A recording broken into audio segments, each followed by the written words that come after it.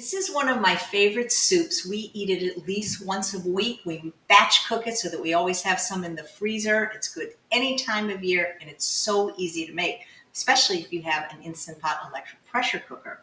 So in the pressure cooker, I have my water. If you start with hot water, it cooks even faster. Then I have my cubed butternut squash. Now, if you want to take the time and get fresh butternut squash and cook it, you can do that, but I don't have that kind of time. So I just buy the frozen organic butternut squash. Believe it or not, they even have this at Walmart. And then we have an onion. I don't have time to cut things up, so I just put it in whole. And then my garlic. And then one of the secret ingredients is pears. Now, I'm just using the canned pears in their own juice. If you wanted to use fresh pears, you could. They're not always in season. Sometimes they're really hard. And let's face it, when they're not ripe, they're not really very sweet. So you can get these organic, and I even put in the juice. It doesn't call for it, but hey, don't like to throw anything out.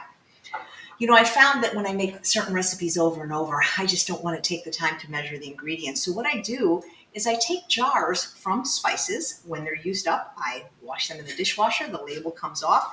And then I put my own label on. I label what the spices are. And then it makes it so much easier because I don't have to measure them.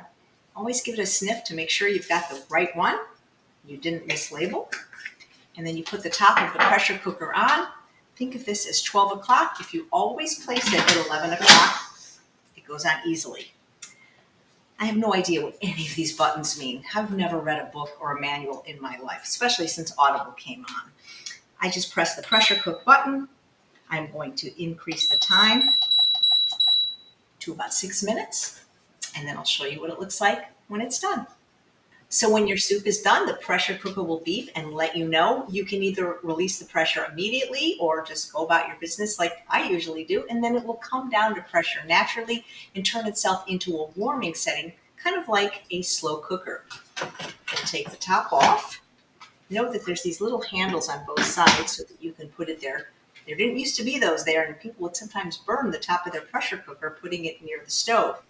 So then you're going to take a stick or an immersion blender. If you don't have one, you can do this in a blender, but just be very, very careful when transferring and blending hot things. So that onion cooked down very soft. All the ingredients are nice and soft. And I'm going to add my favorite unsweetened non-dairy milk.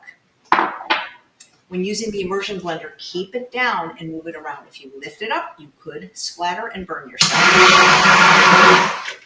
Most of my soup recipes are literally these dump type recipes. I do not like to cut anything up. It's so much easier this way. So then in my bowl, I love to serve all my soup, stews, and chilies with a hearty grain. In this case, I have black or forbidden rice, but you can have it without it if you prefer.